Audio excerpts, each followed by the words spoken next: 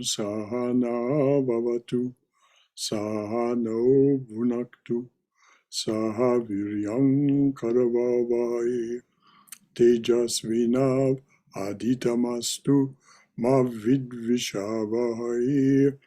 Om Shanti, Shanti, Shanti.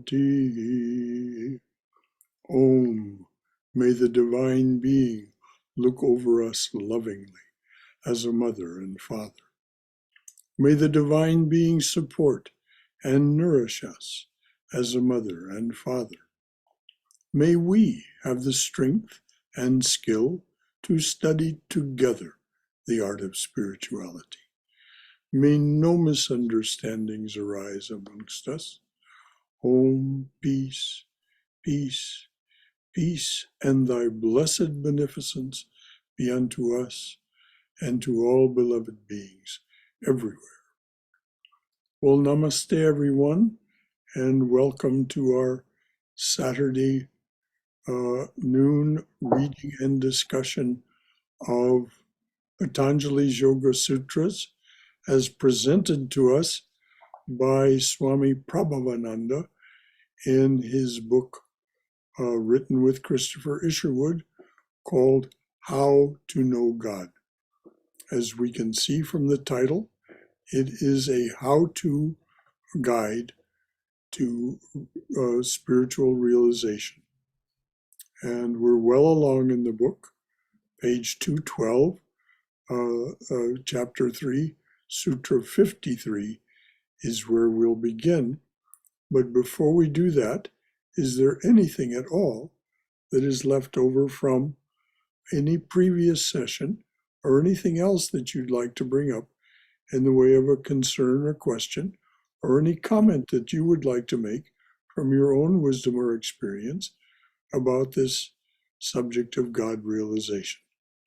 Yes, I have something here. Yes, dear. On the end of 51, it says, for example, Christ rejected the powers offered to him by Satan in the wilderness. I was kind of reviewing this because I missed last week as well. And I was saying, what powers could Satan possibly have that Christ wouldn't already have? What could he offer him? Well, he offered them the opportunity to use them.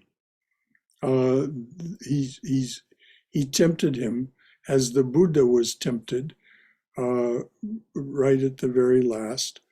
This seems to be one of the things for these great spiritual teachers, is they are tempted by the, it isn't that they don't already have the powers, they're omnipotent, omniscient, and omnipresent, but whether they use them or not. Sri Ramakrishna was also so tempted, very deliberately, by more than one person from the so to speak dark side. So Adi Shankaracharya also was tempted in this way. So we see that Christ simply renounced his use of those powers, and the fact that Christ performed miracles, when during his ministry, if we are to believe the stories, he said, "It is not by my power that this happens. It is by the power of your faith." For example, when the Roman centurion came to him and asked that his servant be cured of a mortal illness, Christ said, "It's already done, but it isn't something I've done. It is by your faith that it happened." And there is not, I have not known such faith in all Israel. So This is my understanding of that, Robert. Does that answer your question? No. My question is, how do you tempt someone with something that they already have? I mean, if you're going to tempt someone, you got to tempt them with something that they don't have that you're offering Robert, them. aren't you tempted by things that you already have? Don't you have great musical gifts, and you're tempted to use them in inappropriate ways? Don't you have things that you want that you already, in some sense, already possess, and yet you're tempted by them? It's not so mysterious. Have I misunderstood? Um, or does that idea of temptation make more sense to you? Something personal? No, it doesn't. If you see, if I already have something, I can't see how anyone could tempt me with that thing that I already have. You tempt yourself, dear. Satan is part of the divine being. Satan is not separate from the divine being. So we tempt ourselves.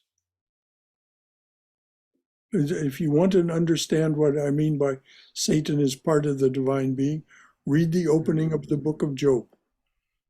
And you'll see that Satan, so called in the book of Job, the tempter, the accuser, is not apart from God. He is a part of God and can only serve to do his dirty work with Job because he's given permission by God to do it.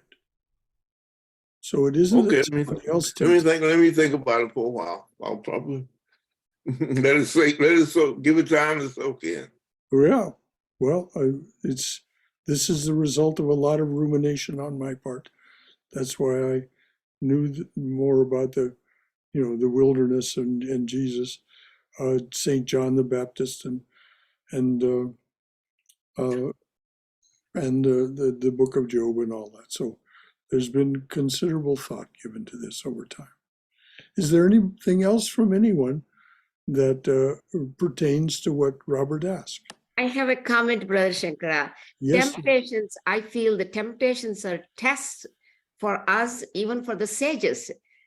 Divine tested them with the temptations. Sage Vishwamitra was tempted by a woman, so many sages. And then little temptations are our tests for renunciation and how we deal with life, the gunas, whether we are holding on to sattva or giving into raja or tamoguna. These are the tests. That's what I tell myself. There is temptations all the time, but it's up to me whether I get lured by those or whether I can be strong and persevere in my own attitude, in my own sattva.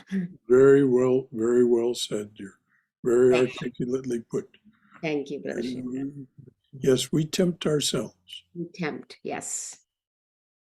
Anything else from anyone? Yeah. Hi, Brother Shankara, Sumesh here. Yes. Yeah, I can see it that, if I'm physically strong, I can be tempted to bully someone, or I can be tempted to help someone, with the physical power. So Yes, very well said, Somesh. Very well said. The duality is there. Are we tempted by something of the dark side or something of the bright side? And the more we're tempted and give in to those things of the bright side, as Swami Vivekananda says, we become less selfish. And, like you say, you're tempted to help someone, be of service to someone. So well and good. The more that happens, the more that becomes a way of life, the less selfish you become. The less selfish you become, the less distracted you are. The more distracted you are, the less distracted you are, the more your mind can focus on the higher samskaras until finally realization is reached. Thank you, Somesh. Thank you. Anything else from anyone? Well, I think this was a very productive start to our reading and discussion today. If there isn't anything else, then page 212, chapter 3, Sutra 53. Jeff? Before I get started, I see that Balakrishna has joined us, so I just want to thank you for filling in for me last Saturday, Balakrishna. Thank you so much. You're muted, sir. You're muted. You need to turn on your microphone.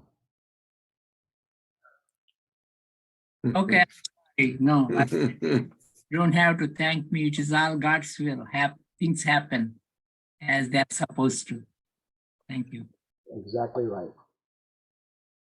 Sutra 53. By making samyama on single moments and on their sequence in time, one gains discriminative knowledge. Repeating 53. By making samyama on single moments and on their sequence in time, one gains discriminative knowledge. By a moment is meant an indivisible unit, the smallest imaginable instant. A moment is regarded by Patanjali as an object. It belongs to the order of external phenomena, like a dog, a diamond, or a tree. But a sequence of moments, that is to say, what we call time, is not an object. It is only a structure created by our minds, an idea. By making samyama on single moments and on their sequence in time, the yogi comes to realize that the entire universe passes through a change within every single moment. Hence, he understands that the nature of the universe is transitory. This understanding is what is meant by discriminative knowledge. Because the yogi's mind is not subject to the illusion of time, he can understand the real nature of his experiences. The rest of us who think in terms of time sequences are constantly generalizing our sensations, mentally carrying over the sensations of one moment into the next and the next.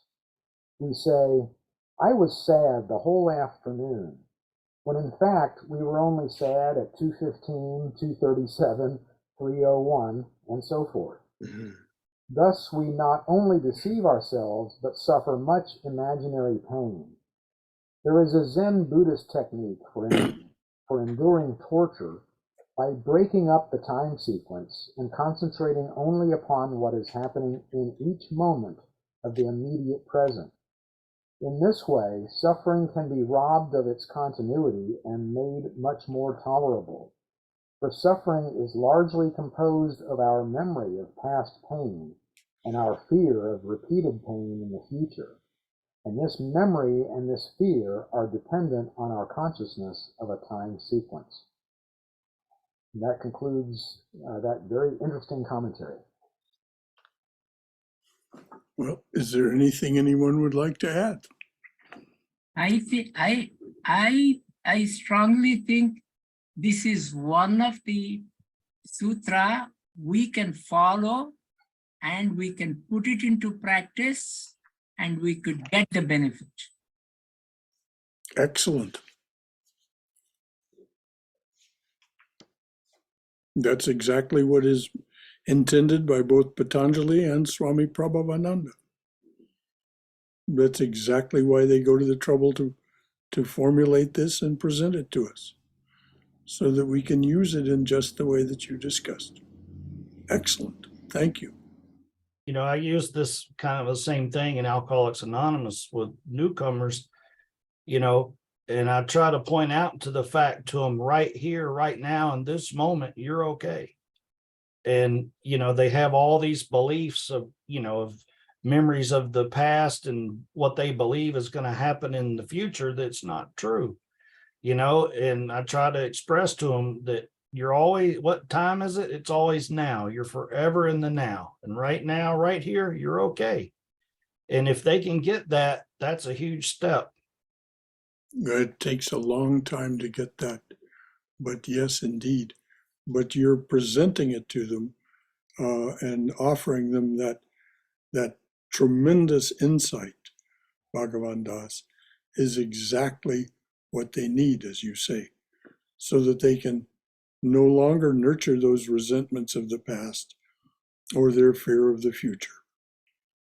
And so you're okay right now. You're sober right this minute. And there's the next minute and the next minute and the next minute. And as long as you can remain sober in those minutes and minutes and minutes, you're making progress. And then, of course, the other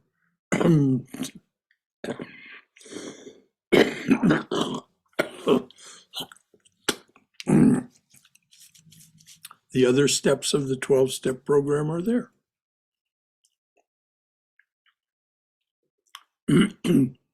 So that you get carried forward into higher and higher spiritual consciousness.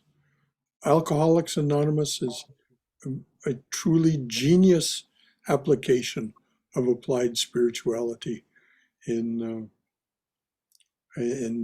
modern times. It's beautiful. So thank you for bringing that up. I've studied the 12 steps before, and I think it's very useful spiritual practice, regardless of whether you're trying to, we all have addictions, but whether you're trying to use it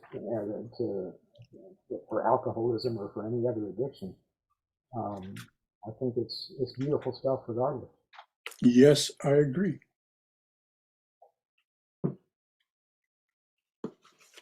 But for alcoholics, it has a kind of magic. There is a magic to it because they are supported by the other people in the Alcoholics Anonymous group that they are attending. And, going to meetings is regularly going to meetings is part of the secret of Alcoholics Anonymous and all of the other 12-step programs dealing with various kinds of addiction and self-medication. It's a song. I was just going to say, it's a sangha by another name. Yes, indeed it is. Somebody else wanted to speak. It was me, Brother Shankara. Yes, dear. Something that Bhagavan Das said made me think, perhaps our memories are just not true. And I mean, there's two sides to thinking about this. One is there's no such thing as truth anyway. But then again, you don't want to gaslight people. Like if they have memories of past pain, you don't want to tell them that they're misremembering. But on the other hand, if our memories really aren't true, I'm just thinking of myself, that might be kind of freeing. Indeed, dear. And people who study the mind, people who are in psychology and psychiatry and sociology, tell you there's very great reason to be mistrustful of the memory. Just from the most physical aspects, the neurochemical aspects of the way the nervous system works. It doesn't necessarily record things accurately. And particularly our capacity for storytelling. We tend to distort things over time. This is one of the things that, again, those people who study these things tell us, that our left mind's ability to storytell tells it in such a way that either makes it much better than it was or much worse than it was. And so you have every reason to say what you said. We have every reason to be mistrustful of our memories. I actually had an experience with that in that before I quit drinking, there was a couple year time period where I would have swore to you on a stack of Bibles that I didn't. And I truly believe that. And then I went back and saw photographs from that time period, and I always had a drink in my hand. And I honestly believe that during that time period, I did not drink. And so it kind of created a fundamental shift, because now what you believe to be true and what you thought you could rely on your own memories and perceptions just got proven to be faulty to you, and it has a pretty profound effect on you. Well, this is one of the things, particularly in the Gospel of the Beloved Companion, where Christ calls Satan the tempter, the accuser, the liar. It isn't that we go to do it, but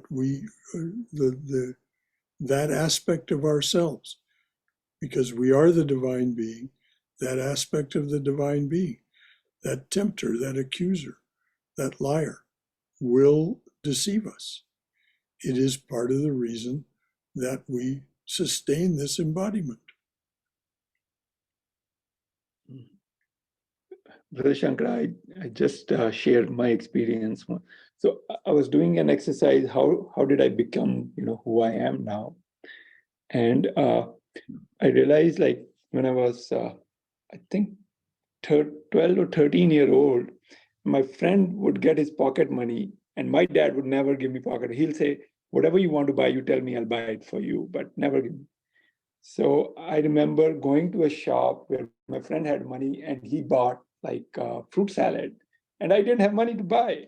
And that time I decided that I'm going to save money so that I can always buy my fruit salad. And, 25 years now, more than that. Now I'm still, before I spend money, I'm always, trying to, have I saved enough? No matter what I have or what I'm spending, my mind is always, like, based on that decision, is still working on that. And I'm still trying to save for my fruit salad. It's, that's What a wonderful story and a wonderful metaphor, Somesh. Yes, the saving for the fruit salad. Yeah. Beautifully said. So, There's an inverse to that too, and I was too far in that direction. And we always have stories in my family about my great grandma, because she always ate the old bread first.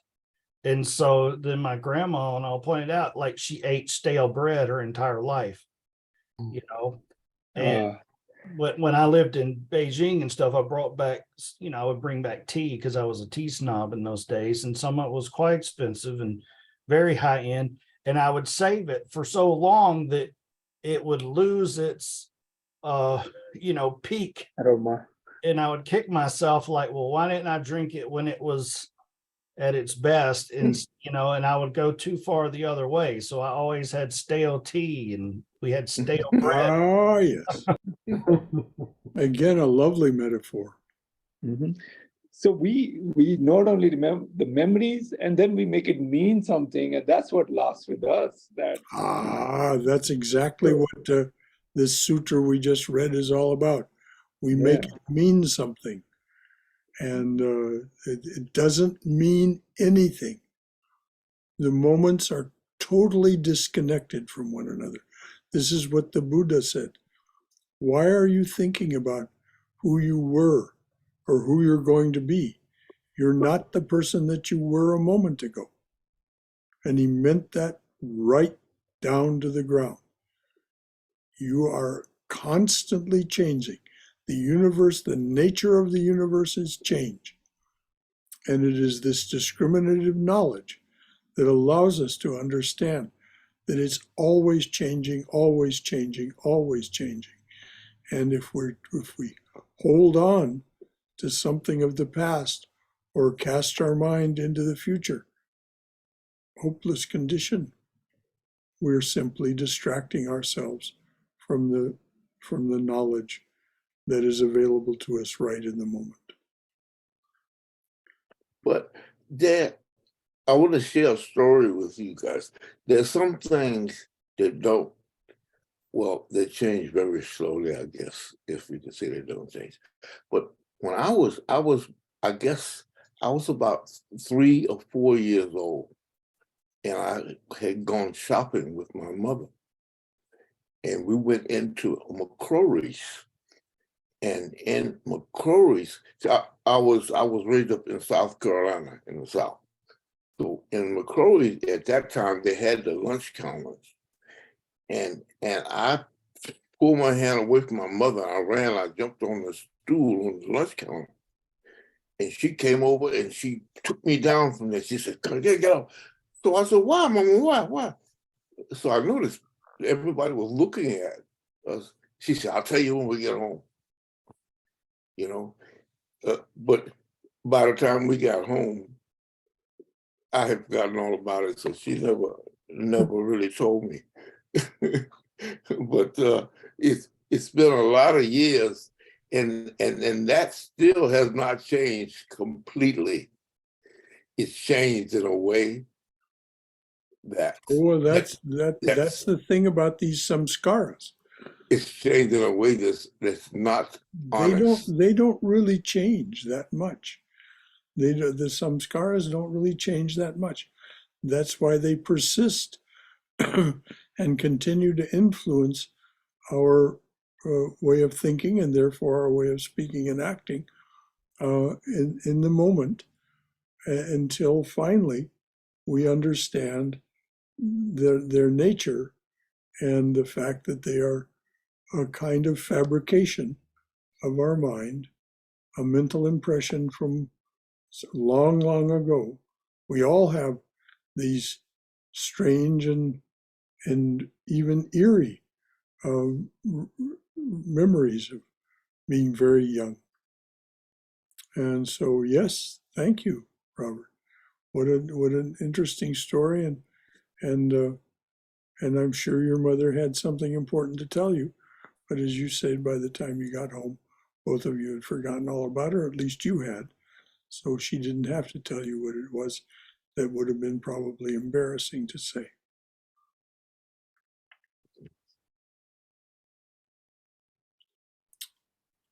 And like the moments have still changed. Like that moment is, not there. But similar thing may be happening now, but it's very distinct from that moment. Is very distinct from this moment. It's Oh, like yes. river. Even though it's every drop of water is different, it looks like the same thing. It looks like the same river, yes. This is one of the basic principles of the Tao, of Taoism, that the river is ever the same, but ever changing. And the thing for us to do is jump in the river and go with the flow, not just watch the river, but jump in the river and go with the flow and let it take us where it takes us. This is one of the foundational principles of the Tao. So anything else before we read on? I'd just like to say something. So this means that we should not be talking about what people did in the past. Well, that is a very strong implication. That first of all, our memories may be faulty.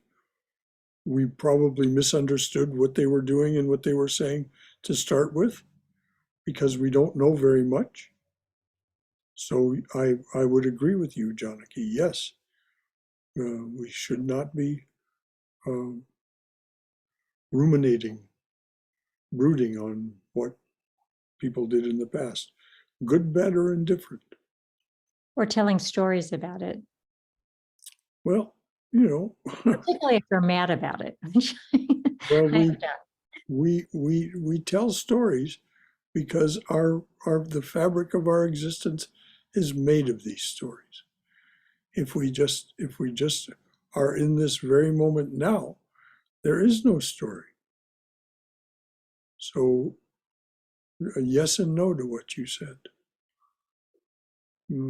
Our stories our reality within time, space, and causation. The now is beyond that limitation. Mhm. But Shankar, I think I want to add something to what Chanki said. So my wife asked me that, somebody else did bad. Why am I suffering? And I became very clear that the person did one time, and I'm doing that in my head. Like every time I talk about it or think about it, I'm doing that in my head. Right. And the person suffered one time for whatever they did. I'm suffered like 100 or 1,000 times because that's what I relived that moment so many times. So That's why the Swami, in his commentary on Sutra 53, mentioned that Zen practice of breaking up moment to moment, not repeating past moments, not allowing past moments to repeat themselves. And so you even gain the ability to endure torture. This is what is said. This is exactly, yeah. Janki, I hope that helps. well. Thank you, Somesh. Yes, thank you. I think that's that's a really great point about, reliving it yourself and, dredging something up that may not even have meant what you thought it did. Yes, exactly. Well, like with my great grandmother, the depression put such fear in her that even though, 50 years later, she's still living in that fear, and it's just a memory and it's not real, but she's dragging that fear into the present from a memory that doesn't exist anymore. Bhagavan Das, I had a very similar experience with one of my aunts, one of my mother's brother's wives. She was a prisoner of what she had endured and lived through in the depression and that deprivation, and the rest of her life was lived out in that way.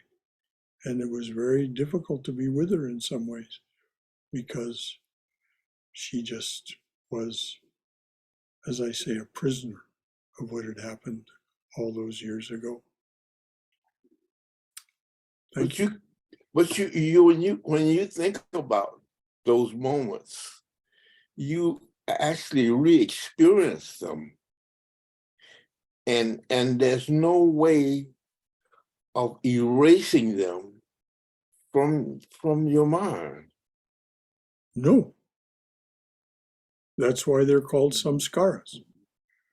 They are a mental impression that is there until realization.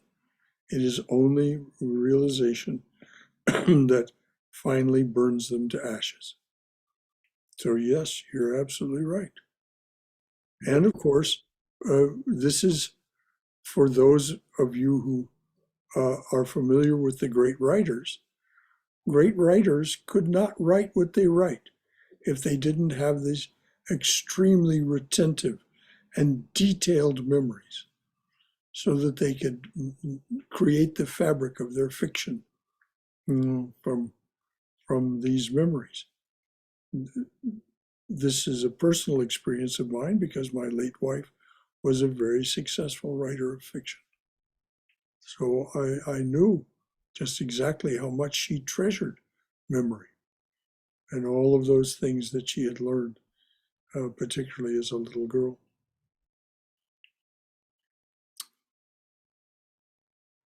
Anything else before we read on? I was just going to maybe sum up this sutra and commentary by saying that it gives you a technique and a reason why it's a good idea to try to cultivate the present moment and not be lost in these memories and fears. Yes, which is exactly what spiritual practice is all about. When you have a spiritual practice that has a repetitive characteristic to it, whether it's visualization or watching the breath or chanting a mantra. The power of that, at least in large part, is that it keeps you in the present moment. You're chanting the mantra, Om Ram Shri Ram Jai Ram, Om Ram Shri Ram Jai Ram. As long as you're chanting that, and don't let the mind wander away. The mind will wander away. You pull it back. Om Ram Shri Ram Jai Ram, Om Ram Shri Ram Jai Ram. What are you doing? You're creating what Patanjali calls a higher samskara. You're creating another strong knowledge of that present moment, and the power therein. So this is one of the reasons for having a regular and repetitive spiritual practice. As Sri Chaitanya says, chant the name of the Lord and his glory unceasingly, that the mirror of the heart may be wiped clean. In other words, our samskaras, our karmas, wiped away. That the mirror of the heart may be wiped clean and quenched that mighty forest fire, worldly lust, raging furiously within. This is the power of repeating the name. Various are thy names, O Lord. In each and every name thy power resides. All of it. Not some of it. Not just this way or that way or the other. All of it. Repeating the divine name is one way. That's the mantra method. But watching the breath, visualization, repeated visualization of an image or of a being, these are other methods of meditation, of staying in that present moment. Brother Shankara, I had a friend who's no longer with us, unfortunately. She was a student of Thich Nhat Hanh. Mm-hmm. Her favorite saying by him was, present moment, wonderful moment. Yes. Yes. It almost always is, isn't it? Present moment, wonderful moment. Thich Nhat Hanh. So, anything else before we read Sutra 54? Well, the only thing I'm thinking, itself is not a bad thing, but brooding over it, because sometimes memory help us to proceed in the right direction. But if you have a bad experience with it, brooding over it is the bad part of it. That is why we have to learn the technique of let it go. Which is exactly what 53 is Yes. all about. And you're right. As a matter of fact, one of the monastic vows is not to brood over unpleasant experiences and failures of the past. It is one of the 13 vows that you take as a monk or nun.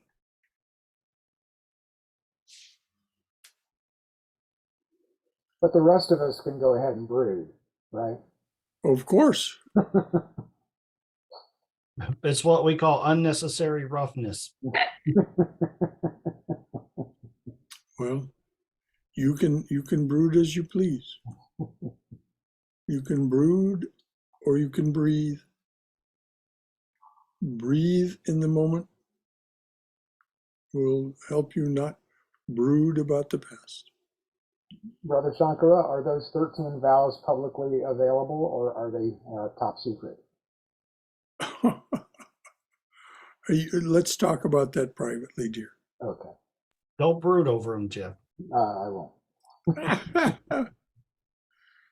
All right. Let's read on. Sutra 54. Thus, one is able to distinguish between two exactly similar objects, which cannot be distinguished by their species, characteristic marks, or positions in space. In Sutra 54. Thus, one is able to distinguish between two exactly similar objects, which cannot be distinguished by their species, characteristic marks, or positions in space. Suppose you took two exactly similar, newly minted coins, showed first one, then the other, then changed them behind your back and showed them again. The yogi who had made this samyama would, according to Patanjali, be able to tell you correctly which one you had showed him first. The spiritual value of this power of discrimination lies, of course, in one's ability to distinguish always between the Atman and the non-Atman, the outward appearance, however deceptive the latter may be.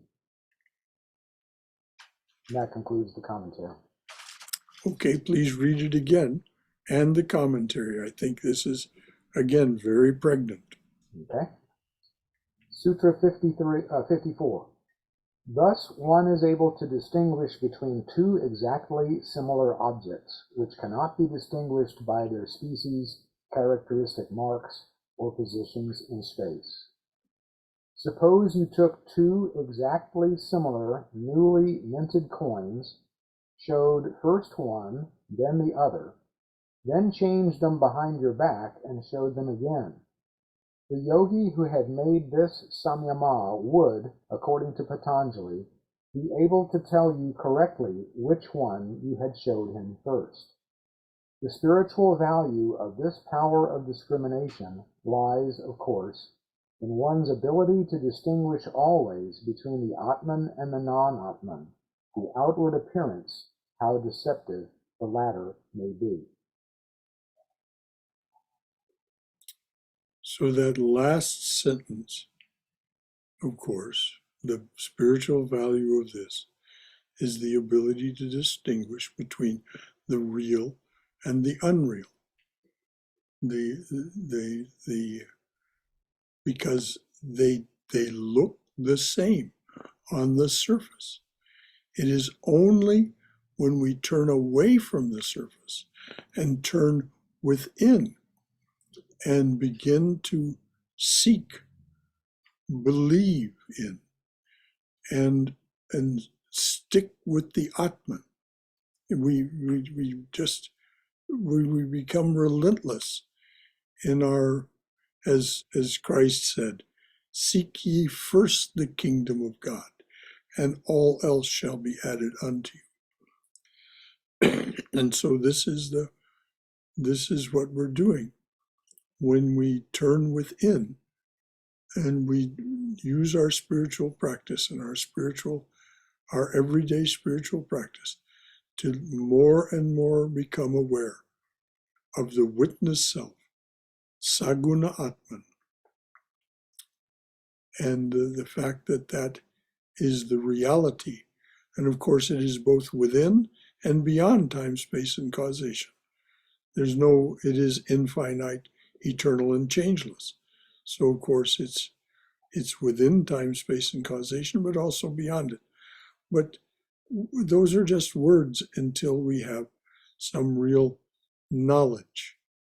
So read that last sentence again in that context. Jeff, please. The spiritual value of this power of discrimination lies, of course, in one's ability to distinguish always between the Atman and the non-Atman, the outward appearance, however deceptive the latter may be. And the other can be very deceptive. This universe is designed to be deceptive. It is not called Mahamaya for nothing. This is we are meant to be deceived. Our character is made, particularly at the beginning of our spiritual journey. Our character is made, as Holy Mother said, predominantly of goodness, but also of profuse quantities of materialism and vanity.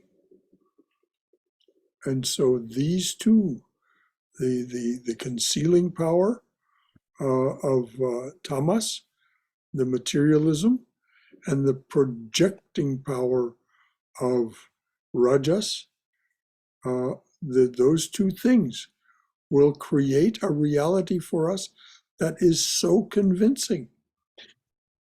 So this is why we have to seek sattva, as Haimo was talking about very early on, is seek the sattva and cling to the sattva as we reach within and find, and sattva is blissful. It becomes more and more peaceful and blissful as we seek the Atman. And so we become more and more aware. Our waking awareness becomes filled with this witness awareness. I am not what I experience. I am that which is experiencing it and not participating in it in any way. The Atman, Saguna Atman, witnesses, and as Sri Krishna says in the Gita, and thereby sanctions our experiences, but in no way participates in them. It simply witnesses and observes. Since I've been doing this class, I've noticed that I purposely have been doing samyama in special moments in my daily experience.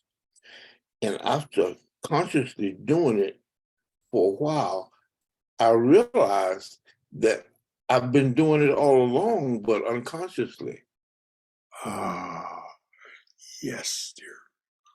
That is the Atman that you didn't know, and now you're coming to this is just one way of talking about it, the Atman.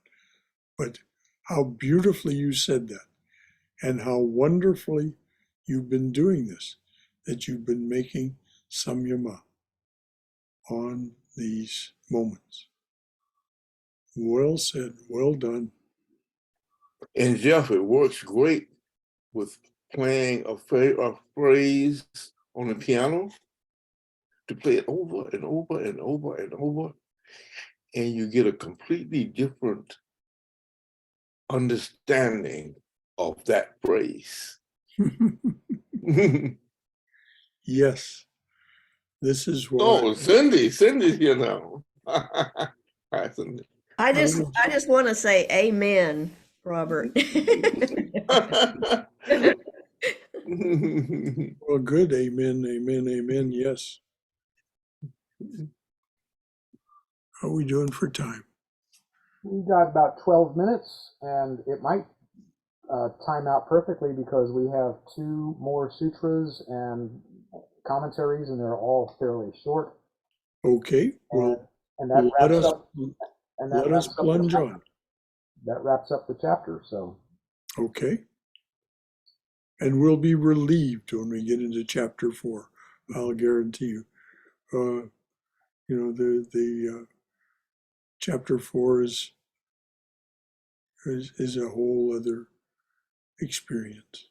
So please read the 2 sutras and their commentaries. Sutra 55. This discriminative knowledge delivers a man from the bondage of ignorance. It comprehends all objects simultaneously at every moment of their existence and in all their modifications. Repeating 55. This discriminative knowledge delivers a man from the bondage of ignorance. It comprehends all objects simultaneously at every moment of their existence and in all their modifications. Ordinary knowledge based on sense perception is a sequence. We learn one fact about a given object, then another fact, then more and more facts. But the yogi who possesses discriminative knowledge understands objects totally and immediately. If, for example, he meets another human being, he knows him at once in all his past and future modifications, as a baby, a youth, an adult, and an old man. Such knowledge is infinite. It is within eternity, not time. It delivers one from the bondage of karma and ignorance. And that concludes that mind-blowing commentary. Okay, please read it again, because this is the fruit of spiritual practice. This is what he's talking about. This is the final fruit of spiritual practice. Exactly what he's saying. Sutra 55. This discriminative knowledge delivers a man from the bondage of ignorance. It comprehends all objects simultaneously at every moment of their existence and in all their modifications. Ordinary knowledge based on sense perception is a sequence. We learn one fact about a given object, then another fact, then more and more facts. But the yogi who possesses discriminative knowledge understands objects totally and immediately. If, for example, he meets another human being, he knows him at once in all his past and future modifications, as a baby, a youth, an adult, and an old man. Such knowledge is infinite. It is within eternity, not time. It delivers one from the bondage of karma and ignorance. Now, I would just like to say, I have known Swamis of the Ramakrishna order who possessed this higher knowledge.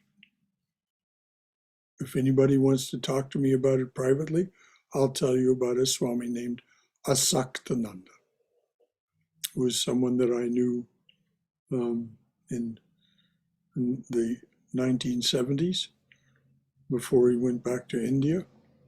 And then I knew him again in 1999. He possessed this ability. Of course, so did Swami Prabhavananda. But he masked it. He didn't make it clear. So this is the fruit. This ability to know someone in all their past, present, and future modifications. And as it is said, this is not knowledge within time, space, and causation. It is infinite. And so it is without limit. It is what is meant by the word omniscience. The yogi possesses omniscience. Brother Shankara? Yes, dear. Does such a yogi have the vision to see someone's past lives as well as their different stages of this earthly life? I suspect that would be true, but in the Ramakrishna order, Sri Ramakrishna very deliberately and thoroughly discouraged his monks and nuns from concerning themselves about past lives. He said, you have enough to concern yourself about in this one. And focus, always return your focus to God realization, to self-realization. And don't be distracting yourself by thinking about things that are essentially, he said, you can know all those things, and so what? Does it lead you any closer to God realization? So,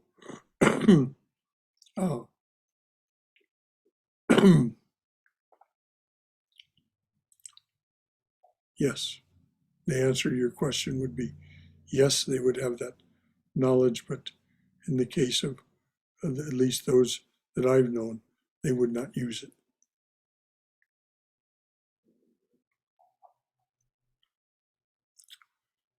Anyone else? All right, well, let's read the last sutra of this chapter. Sutra 56. Perfection is attained when the mind becomes as pure as the Atman itself. I'm repeating 56. Perfection is attained when the mind becomes as pure as the Atman itself. So before you read the commentary, just notice that this is the last sutra of this chapter. We've come to this scientific look at the psychic and spiritual powers that come to people when they have the ability to make samyama. Now we are talking about the goal having been reached. Perfection, perfection. As Christ said, be ye perfect, as my Father in heaven is perfect. This is attainable by the spiritual aspirant. So now read, please, the sutra again and then the commentary. Sutra 56. Perfection is attained when the mind becomes as pure as the Atman itself. When all the thought waves in the mind have been stilled, the mind holds nothing but pure, undifferentiated consciousness. In this state, it is one with the Atman. Sri Ramakrishna used to say, the pure mind and the Atman are the same. So read the commentary again, please. When all the thought waves in the mind have been stilled, the mind holds nothing but pure, undifferentiated consciousness. In this state, it is one with the Atman. Sri Ramakrishna used to say, the pure mind and the Atman are the same. This is realization. This is the goal.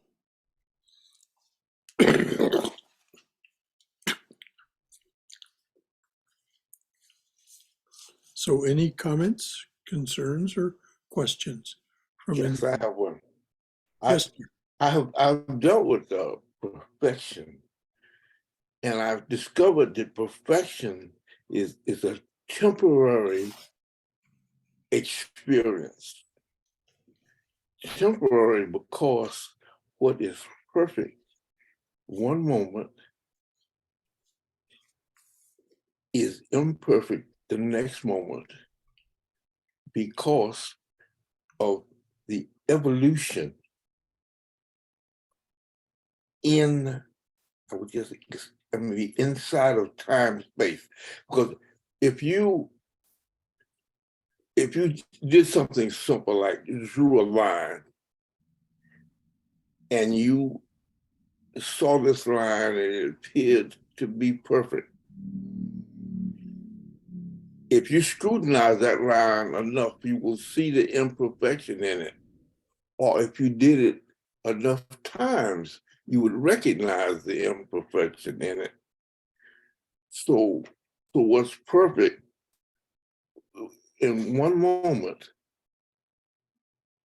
in the next moment or moments that follow, it becomes imperfect.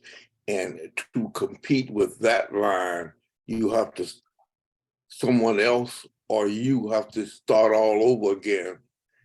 And then you can create a new perfection that's more perfect than that perfection that you had before. well said, Robert. It's all of that is definitely a very good formulation of the way you think about this. And there are many interpretations of the word perfection, and whether it sustains or comes and goes, as you said. Adi Shankaracharya, in the last two chapters of the Vivekachudamani, the Crest Jewel of Discrimination, agrees with you that it comes and goes. And So even for the perfected soul, even for the person who has attained total realization, that realization, as long as that person remains embodied and is therefore subject to all those things that come along with time, space, and causation with embodiment, that person will experience the imperfection of what was perfect. Yeah. moment. And I just thought of another example of that. If we did this chapter over again from the beginning, we would come out of it with a higher level of understanding than the first time. And the third time, and each time we did it, the level of perfection would be greater. Thank you, Robert. Exactly. Which is exactly why all of these great scriptures are worth studying more than once. If you just study it once, you will achieve whatever you achieve, as you just said. But if you study it again, you'll gain more and more and more.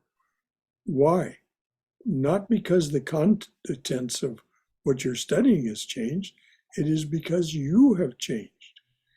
And so you're able to understand, grasp, and use the knowledge that because that's the point.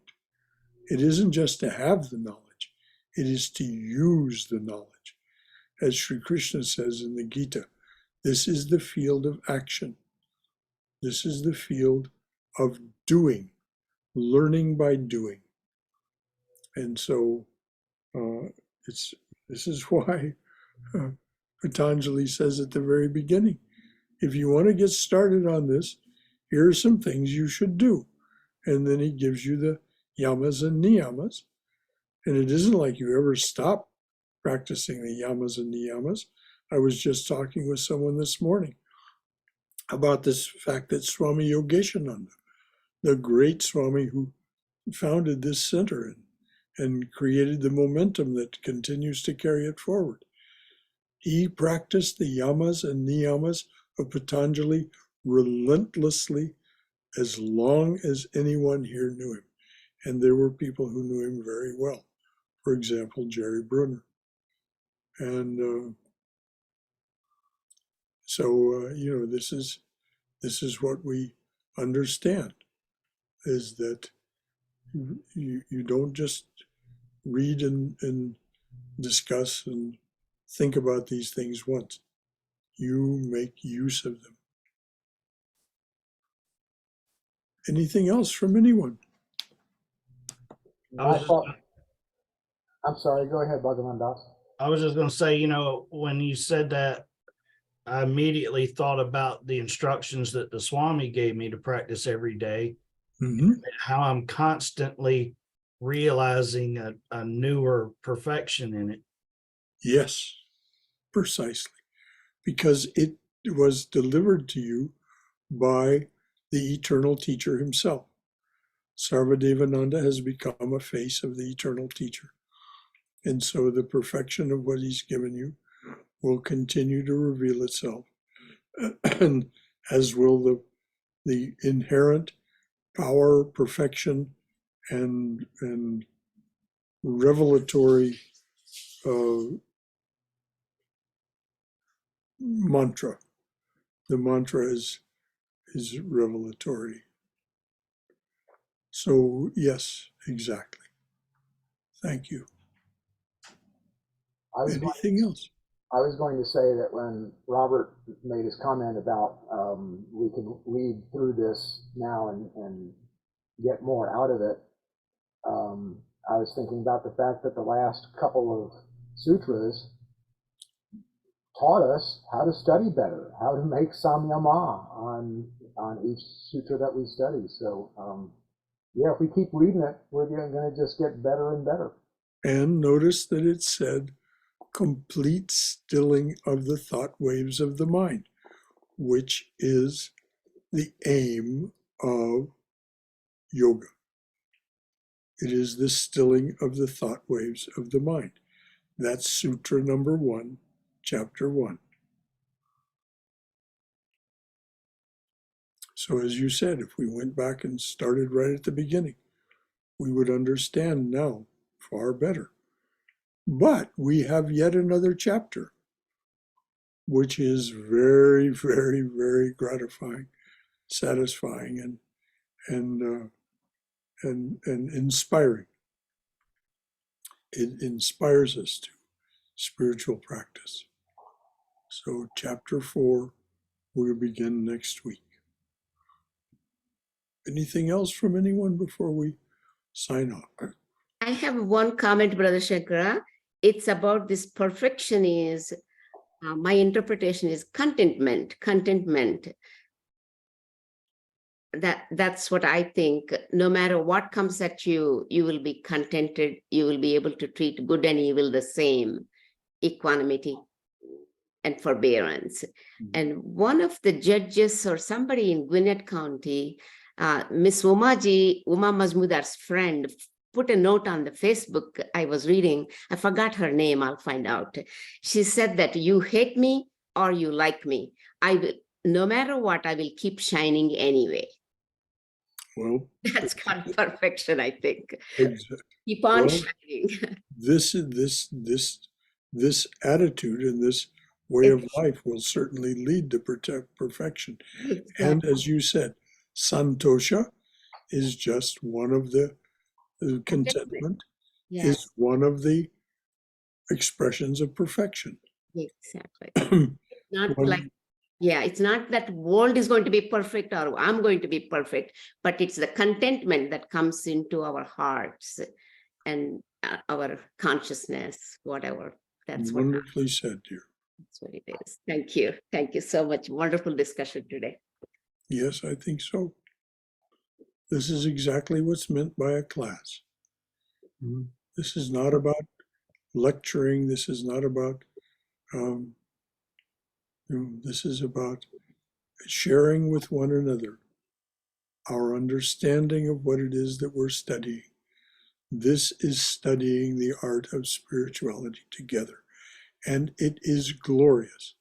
This is the holiest of company. Mhm. And so it's Brother Shankar, I was going to say that the last sutra, it also, helps answer the question that actually when we talk about realization, that who is it realizing? Because, if I'm already eternal, then who is it realizing? And then it talks about that it's the mind when it in sync with the Atman. That's what it is. So that's what I got. very well said. And that's just it. The pure mind and the Atman, as Sri Ramakrishna said, are the same. But the purifying of the mind is a process. It can't happen all at once because it would blow our nervous system to pieces. If we experienced the totality of the revelation of truth all at once, that would be the end.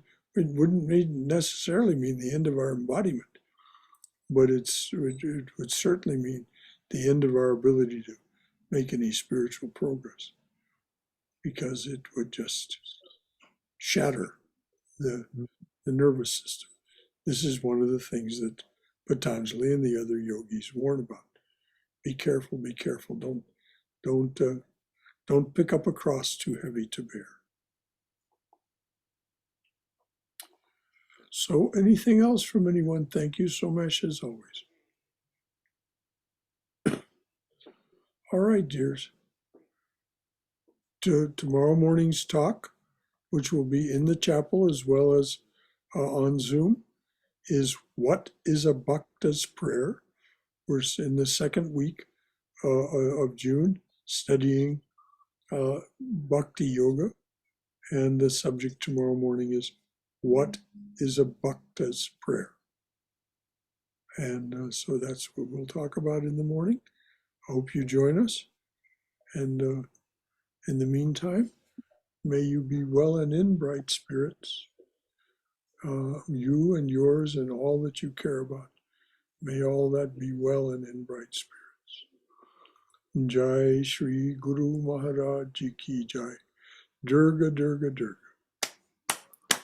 May we all be safe. May we all be healthy. May we all be cheerful. May we all have peace of mind.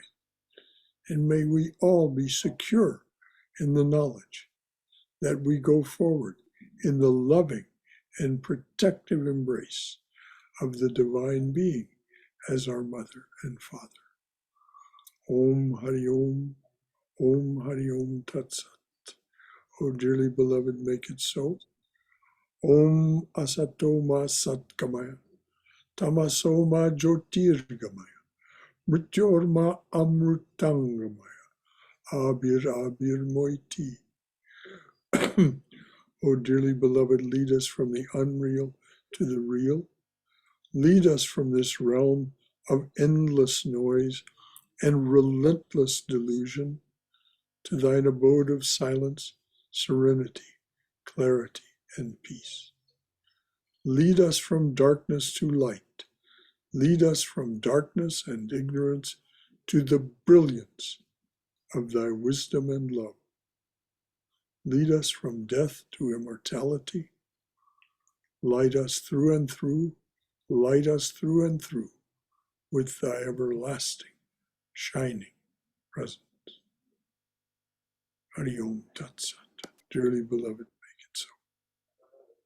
Cindy, can you please call me? Cindy, did you hear that? Was that Bala? Yes, it was. Okay, yeah. You want me to call you? Yeah, please. Okay, I will. Okay. I'll call you now. Bye-bye, all. Thank you. Bye-bye. Thanks, Jeff. My pleasure. Thank you, brother. Thank you, everyone. All right. Until tomorrow morning, for those of you who decide to join us. Jai Ma, Jai Ma, Jai Ma.